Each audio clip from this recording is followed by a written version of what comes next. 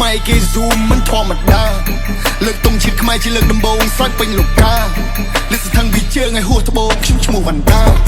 កើតលើដែនដីសវណ្ណភូមិរឹងដូចថ្មដាដាក់ផែនទីខ្មែរគេ zoom មិនធម្មតាលើកតុងជាតិខ្មែរជាលើកដំបូងស្រេចពេញលោកកាលិសថងវិជើងឲ្យហួសត្បូងបោះសោកពីសម្ដីតាក់ទាញស្រីលបោអ្នកមាក់ថប់សម្ដីបាត់ឈ្មោះពីនគរចាញ់ដែងទ្រឹស្ដីឈប់សម្ដីទៅតាមផ្លូវខ្នះខ្នែងដូចកវីពីសម័យមហានគរខាងនេះដូចជារ៉ូមែនចង់លេងជាមួយម៉ូទ័រគូចម្រៀងពងពុកជ្រងលេលើលេងដឹងជើងត្បូងលេងទៅពតដឹងកលជួបពេកភ្នែកខំស្គបព្រីស្គបដើរប្រាប់គេថាខ្ញុំជាមិត្តភក្តិតាំងតែខ្ញុំសម័យខ្លួនមិនដែលនៅស្គាល់អ្នកចង់មានអធិពលពីអ្នកមិនខំប្រឹងស៊ីបាយតពីខ្ញុំមកសាច់ហើយសោះឆ្អឹងក៏ប្រមងគៀមមិនជួយទៅឈាមដៃតងឡើងរវាងមិនក៏ធ្វើយ៉ាងហ្នឹងឬចាត់ទុកខ្ញុំជាឈាមខ្លាប់មកដូចជាមានផ្លេចថាខ្ញុំជាសិន